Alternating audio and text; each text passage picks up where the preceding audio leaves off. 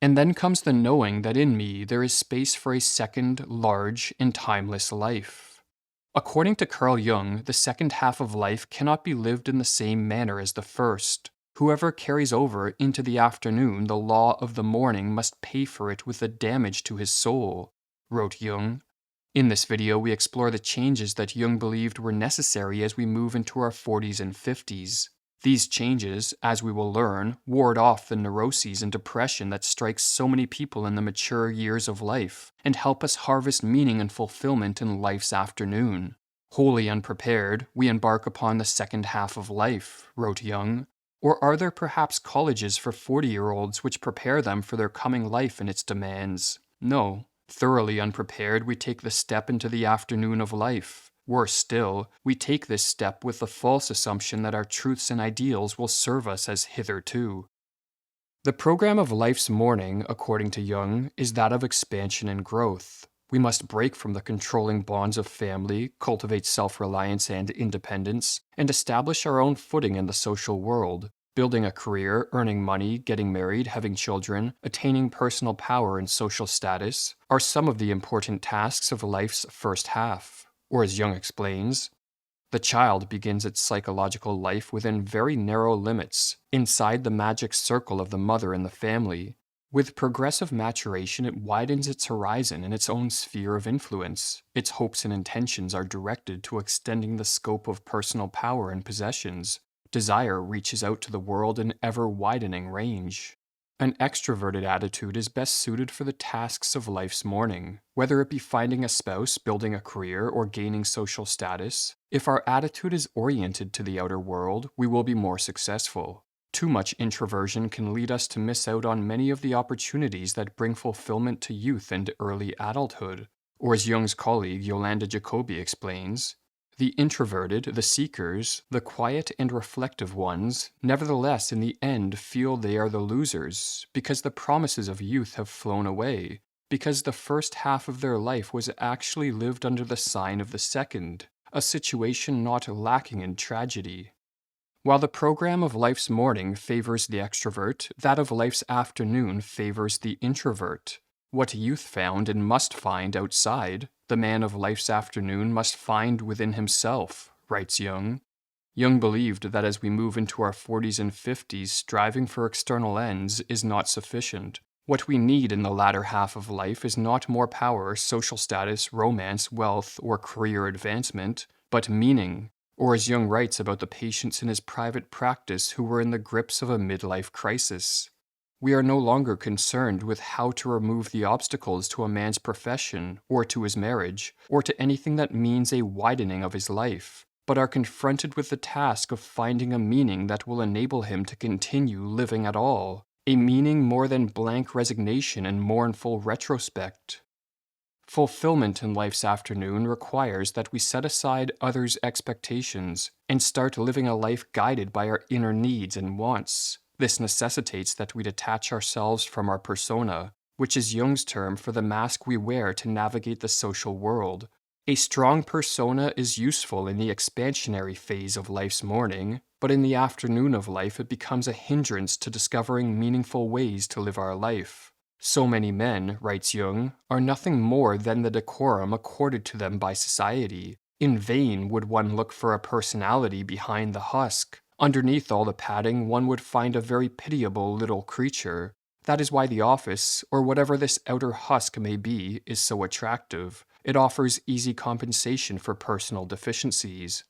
Jung believed that in our mature decades, with time running out on our life, we must focus on cultivating a complete personality and moving toward what he called psychological wholeness. For this process is inherently rewarding, and as Jung explains, the nearer we approach to the middle of life, and the better we have succeeded in entrenching ourselves in our personal attitudes and social positions, the more it appears as if we had discovered the right course and the right ideals and principles of behavior. For this reason, we suppose them to be eternally valid, and make a virtue of unchangeably clinging to them. We overlook the essential fact that the social goal is attained only at the cost of a diminution of personality. Many, far too many, aspects of life which should also have been experienced lie in the lumber room among dusty memories. But sometimes, too, they are glowing coals under gray ashes. The Jungian psychologists Robert Johnson and Jerry Roll call this process of turning inward to discover our unactualized inner needs and potentials, living our unlived life, and as they explain, living our unlived life is the most important task in our mature years, to be achieved long before tragedy shakes us to the bone or we reach our deathbed. What is unlived life? It includes all those essential aspects of you that have not been adequately integrated into your experience. We can hear the distant drumbeat of unlived life in the back of our heads, woulda, coulda, shoulda, or in second guessing of life choices. Jung also suggests that we can find meaning in the second half of life by seeking out wisdom with the same dedication that many of us seek out wealth, material goods, and status in life's first half. Wisdom cannot be intentionally grasped for, but is something that comes to those who display an openness toward life and all its experiences. Men who love wisdom, Heraclitus stated, must be good inquirers into many things indeed. Time spent in solitude, reflecting on the great works of philosophy, science, psychology, and literature, and most importantly, a willingness to explore the depths of one's own mind will help us cultivate wisdom. Jung believed the pursuit of wisdom was important for several reasons. Firstly, it can help us navigate the trials and tribulations of life's second half. Secondly, the pursuit of wisdom is a meaningful endeavor in and of itself. And thirdly, if we attain wisdom, we can partake in one of life's timeless and meaningful archetypal roles, that of being a guide and mentor to the younger generation. Or as Jung writes, in primitive tribes, we observe that the old people are almost always the guardians of the mysteries and the laws, and it is in these that the cultural heritage of the tribe is expressed. How does the matter stand with us? Where is the wisdom of our old people? Where are their precious secrets and their visions? For the most part, our old people try to compete with the young. Another piece of advice that Jung offers to those moving into life's afternoon is to change our perspective of death. For in an age largely devoid of religious myths, far too many people, especially as they move into the second half of life, fear death to the point of becoming neurotic. Instead of drinking the riches from the cup of life's afternoon, such individuals are paralyzed by their health anxieties. To avoid being one of these sad souls, Jung suggests that we view death not as something to be fought against, but paradoxically, as life's ultimate goal. I have observed that a life directed to an aim is in general better, richer, and healthier than an aimless one, and that it is better to go forwards with the stream of time than backwards against it.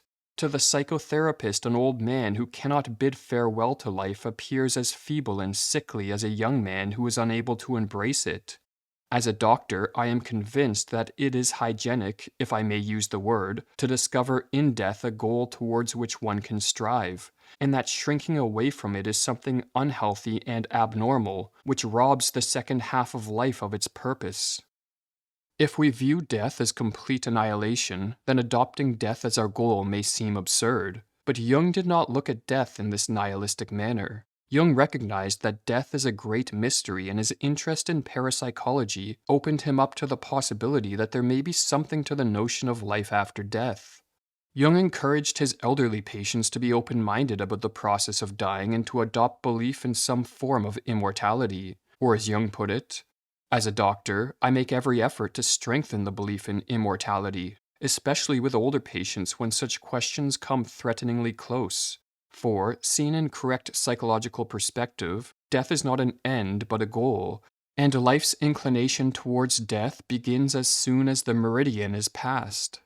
Turning inward, detaching from our persona, living our unlived life, seeking wisdom and viewing death as a goal can help bring meaning and fulfillment to the second half of life. But most people do not heed this advice. Rather, when a midlife crisis strikes, most people cling to the ways of their past and obsessively try to look and act young. Whether it be plastic surgery, adopting the fashion trends of a younger generation, neurotically obsessing over health, seeking out young romantic partners, or base pleasures, entire industries are built upon helping people deceive themselves about their age. But as Elliot Jacques wrote, the compulsive attempts to remain young, the hypochondriacal concern over health and appearance, the emergence of sexual promiscuity in order to prove youth and potency, the hollowness and lack of genuine enjoyment of life are familiar patterns. They are attempts at a race against time. And as Bernardo Kastrup explains, the tragedy of the West is that, because we are so naturally inclined to and skilled at the ethos of the first half of life, we become over-specialized. When the game changes in the second half, we don't know what to do. Many of us then keep on playing the same game as in the first half: more money, more status, more power, more consumption. This refusal to change as we move into the middle decades of life comes at a steep price. For pretending to be young may work for a while, but time will catch up to us, and as Jung put it, the problems that crop up in the second half of life are no longer to be solved by the old recipes. The hand of this clock cannot be put back. The course of life has a natural arc, and the more we deny it, the more we set ourselves up for tragedy. If we fail to harvest the meaning that is only to be found in life's second half, we will likely be plagued by immense regrets as we reach the final years of our life. Aging people, writes Jung, should know that their lives are not mounting and expanding, but that an inexorable inner process enforces the contraction of life. For a young person, it is almost a sin, or at least a danger, to be too preoccupied with himself. But for the aging person, it is a duty and a necessity to devote serious attention to himself. After having lavished its light upon the world, the sun withdraws its rays in order to illuminate itself. Instead of doing likewise, many old people prefer to be hypochondriacs, pedants, applauders of the past, or else eternal adolescents, all lamentable substitutes for the illumination of the self, but inevitable consequences of the delusion that the second half of life must be governed by the principles of the first. Along with midlife, another major life stage is crossing the bridge from adolescence to adulthood. In our 6-part series on the psychology of the man-child, we explore the forces that prevent men from cultivating manhood.